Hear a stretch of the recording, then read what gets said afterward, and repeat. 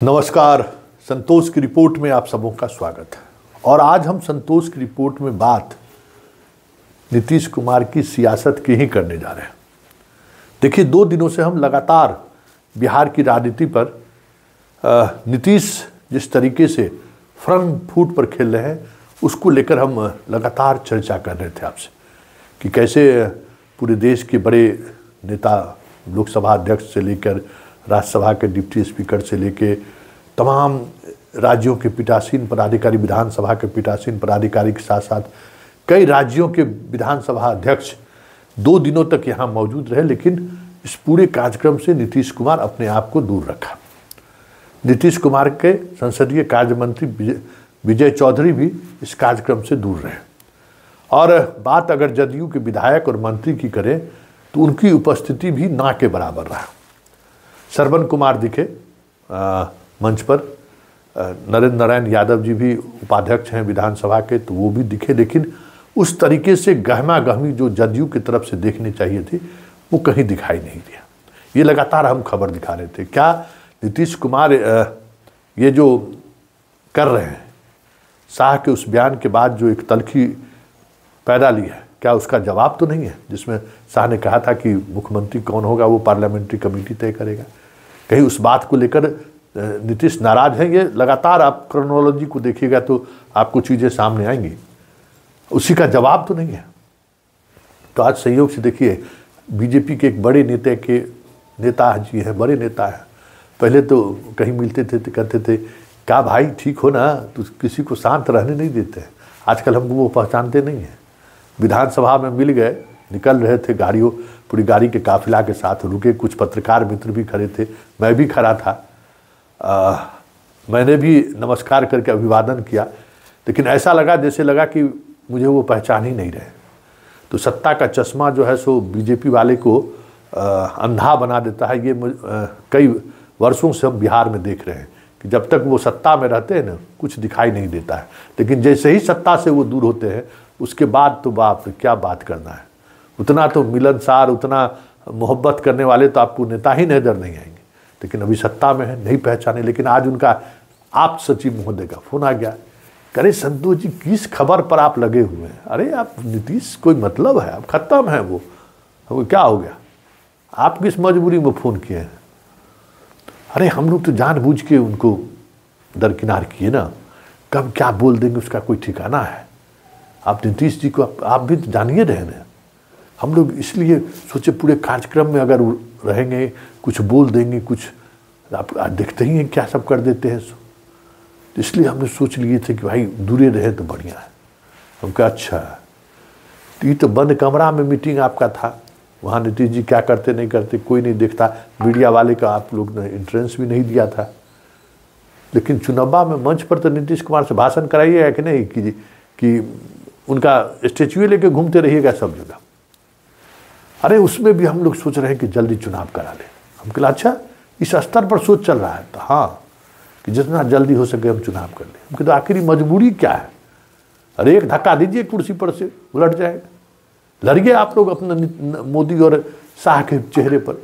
जरूरत क्या है नीतीश कुमार का? नीतीश कुमार में क्या रखा है? जब कहते हैं उस स्थिति में है ये नहीं है तो फिर मजबूरी क्या है? सख्ते में आ गए, कोई जवाब उनको नहीं मिल रहा था। कहें तो कहें क्या संतोष जी को, क्योंकि संतोष जी तो फिर क्रॉस क्वेश्चन करेंगे कि भाई आखिर जरूरत क्या है नीतीश जी को? नीतीश जी से बड़े चेहरे मोदी और शाह है, उन्हीं के चेहरे पर लड़ लीजिए, क्या दिक्कत आता ये इनको?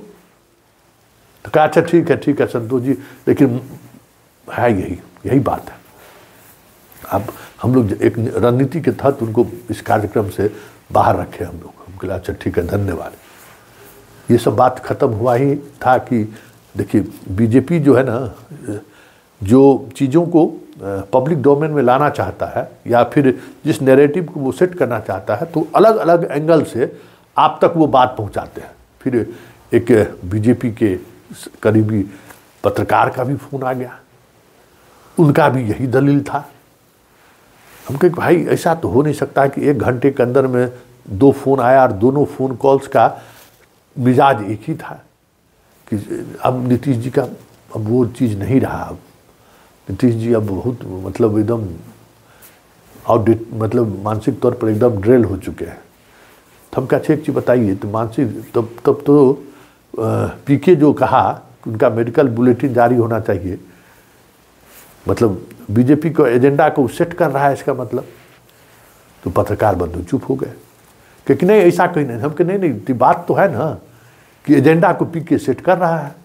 भले मंगल पांडे कहते हो कि उनका दिमाग खराब, हम इलाज करा देंगे, लेकिन एजेंडा पब्लिक डोमेन में तो प्रशांत किशोर ला रहा है रोज। तो वहाँ भी कुछ सेटिंग है क्या? कहने नहीं ऐसा कुछ नहीं है संतोष जी, लेकिन जो हमको लगा तो हम आपको बताए। हम कहने ने बहुत बहुत धन्यवाद। ये अब एक अलग तरीके की नैरेटिव सेट करने की कोशिश बीजेपी के द्वारा शुरू हुई है कि विधानसभा के कार्यक्रम में नीतीश को हम लोगों ने अलग थलग एक रणनीति के तहत रखा ताकि वो कुछ ऐसा व्यवहार न कर दे कि जगहसाई हो जाए पूरे देश के स्तर पर। खैर, जगहसाई होने से बचने के लिए बीजेपी ने ये एक रणनीति के तहत ये निर्णय लिया कि नीतीश कुमार को कार्यक्रम से दूर रखा जाए या फिर नीतीश इस कार्यक्रम से दूर रहे। ये तो दोनों का दिल जानता होगा, आत्मा जानता होगा। राजनीति में आप सिर्फ संभावनाओं के सहारे ही चीज़ों को ऑब्जर्व कर सकता है, बाकी आपके पास कुछ नहीं है। जो व्यक्ति अगर आपको सूचना भी दे रहा है ना, वो अपने मतलब के आधार पर सूचना दे रहा है। जो व्यक्ति आपको यह कह रहा है, किसी राजनीतिक संदर्भ में कोई पॉलिटिकल व्यक्ति आपसे बात कर रहा है, तो ये बात समझ लीजिए कि कोई व्यक्तिगत बातचीत नहीं होती है मीडिया वाले से।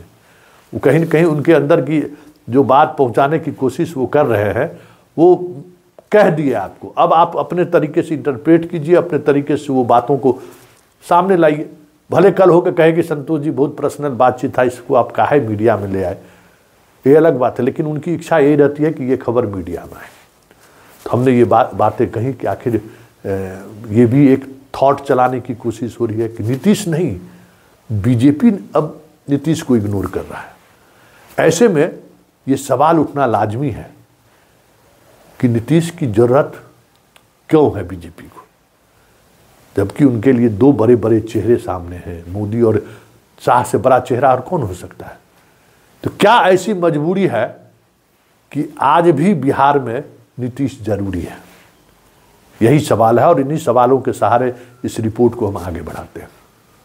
मसला जो भी हो, नीतीश नज़रअंदाज कर रहे हैं, नीतीश दबाव बना रहे हैं, या फिर बीजेपी एक रणनीति के तहत नीतीश कुमार को बाहर का रास्ता दिखाने का कह सकते हैं कि प्लेटफॉर्म तैयार कर रहा है। लेकिन एक बात तो तय है, मुखौटा ही सही, आज के तारीख में भी बिहार बीजेपी की ये हैसियत नहीं है कि अकेले चुनाव लड़कर लालू को वो परास्त कर सके। अकेले चुनाव लड़कर आज भी बीजेपी की ये हैसियत नहीं है कि लालू के आसपास भी बहुमत का आंकड़ा ले जा सके। क्योंकि ये मैं नहीं कर रहा हूँ, कई सर्वे रिपोर्ट भी और ग्राउंड की रियलिटी भी यही है कि नीतीश अगर इस परिदृश्य से बाहर हुए, बिहार के राजनीतिक क्षितिज से अगर नीतीश बाहर निकलते हैं, तो नीतीश का वोटर बीजेपी के साथ शिफ्ट करे ये कोई ज़रूरी नहीं है। नीतीश का वोटर बीजेपी की ही तरफ जाए ये भी कोई ज़रूरी नहीं है। और अगर वोट बढ़ता है तो फिर इसका बड़ा नुकसान बीजेपी को उठाना पड़ेगा, ये भी तय है। क्योंकि पिछले 2014 से लेकर 2024 के बीच इन 10 वर्षों में बीजेपी अपने आधार वाले वोट में भी बिखराव रोकने में कामयाब नहीं हुआ। उनका जो आधार वोट है, सवर्ण और बनिया, वो पूरी तौर पर बिखर चुका है। और इन 10 वर्षों में इन दोनों बनिया और सवर्ण जो एक कम्युनिटी कह सकते हैं, अपने अपने जाति के साथ मजबूती के साथ खड़े होते हुए कई मौके पर देखे गए हैं। पिछले 2020 के विधानसभा चुनाव में भी जितने बनिया को टिकट जदयू ने, आरजेडी ने दिया, अधिकांश वो जीत कर आए। वजह वहाँ बीजेपी का वो कार्ड नहीं चला जिस कार्ड के सहारे वो वोट शिफ्ट कराते थे। आज बीजेपी की ये हैसियत नहीं है कि सवर्ण और बनिया का वोट शिफ्ट करा सके, चाहे वहाँ उस जाति के उम्मीदवार हो या ना हो। ये एक बड़ा संकट है। और जो अति पिछड़े की जो सियासत है, वो सियासत भी अब इस तरीके से गड़बड़ हो गया है कि कोई दावे के साथ नहीं कह सकता है कि वो अति पिछड़ा संवर्ग उनके उम्मीदवार के साथ ही खड़ा हो जाए, क्योंकि अगर नीतीश इस सीन से बाहर हुए तो अति पिछड़ा भी जातीय कुनबा में बढ़ता हुआ दिखने लगे तो ये भी कोई बड़ी बात नहीं होगी। क्योंकि नीतीश ने जिसको एक माला में पिरोया और पिरोकर उन्होंने उसका नाम अति पिछड़ा रखा।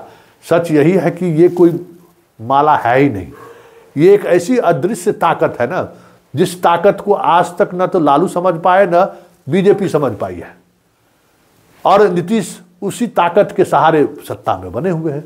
अति पिछड़ा महादलित, जबकि किसी भी बूथ पर अति पिछड़ा और महादलित की ये हैसियत नहीं है आज के तारीख में भी कि वहाँ जदयू या बीजेपी के उम्मीदवार को लीड दिला सके। बहुत छोटी आबादी रहती है किसी भी गांव में, लेकिन पॉलिटिक्स चल गया तो अब वही पॉलिटिक्स चला आ रहा है 2005 से, अति पिछड़ा महादलित, और नीतीश उसी आंकड़ों के सहारे कह सकते हैं कि बीजेपी और आरजेडी दोनों को खिला रहे हैं, डमरू बजा रहे हैं, दोनों नाच रहा है, बंदरिया का नाच नचाने का काम नीतीश कर रहे हैं। और नीतीश को पता है कि जैसे ही ये चीज़ें खत्म होंगी, मतलब नीतीश का इस पूरे बिहार के राजनीतिक क्षति से जैसे ही वनवास होगा, ये जो एक माला की तरह पिरोने की बात जो उन्होंने की है अति पिछड़ों का और महादलित का, वो सारा कुछ खंड होते हुए दिख जाए तो ये भी कोई बड़ी बात नहीं होगी। इसलिए इतना तय मानिए कि भले बीजेपी अब अपने माध्यम से ये नैरेटिव सेट करने की कोशिश बिहार में करते हुए आने वाले समय में भी आपको दिख जाए कि नीतीश कुमार अब मानसिक रूप से ठीक नहीं है, भले वो बयान प्रशांत किशोर के माध्यम से ही क्यों ना आए, या फिर प्रशांत किशोर की जो टीम है उस बयान को और भले ही हवा दे, लेकिन इतना तय मानिए कि नीतीश आज भी इनकी मजबूरी है। नीतीश के बगैर ये सत्ता में लौटने का सपना नहीं देख सकते हैं, क्योंकि इनको पता है कि बिहार की राजनीति में लालू एरा और नीतीश एरा ने पूरे समाज को, पूरे बिहार को इस कदर से बांट दिया है राजनीतिक तौर पर कि बीजेपी के बूते की बाहर की बात है कि वो सबों को एक साथ पिरोकर सत्ता के कुंजी ताला चाबी पर हक जमा सके। ये सबको पता है, इसलिए नीतीश मजबूरी है। अब देखना दिलचस्प होगा कि ये जो बातें अगर वाकई में ये नैरेटिव सेट करने की कोशिश बीजेपी की तरफ से हो रही है तो इसका नुकसान किसको होगा। नीतीश अगर बीमार हैं, नीतीश उस मना स्थिति में नहीं है, अगर ये नैरेटिव सेट बीजेपी के द्वारा कराया जा रहा है या कराने की प्रक्रिया अब शुरू हो रही है तो इसका नुकसान किसको होगा ये तो आने वाला वक्त बताएगा। लेकिन इतना तय है कि बिहार को लेकर जो बीजेपी और संघ और मोदी और शाह जो सोच रहे हैं, बिहार की राजनीति की यह तासीर रही है कि संघ की स्थापना के 100 साल बाद भी आज भी संघ बिहार में उस स्थिति में नहीं है जिस स्थिति में मध्य प्रदेश, राजस्थान और यूपी में आज भी नहीं है, छत्तीसगढ़ में आज भी नहीं है, और ना ही बीजेपी उस स्थिति में है जिस स्थिति में हिंदी पट्टी में है, नरेंद्र मोदी और शाह के शिखर पर रहने के बावजूद भी। तो ऐसे में नीतीश पर जितने भी तरीके के प्रयोग बीजेपी और बीजेपी के आईटी सेल या संघ और शाह और मोदी के द्वारा हो रहा है, वो सारा प्रयोग कहीं उलट पड़ जाए तो ये भी कोई बड़ी बात नहीं होगी।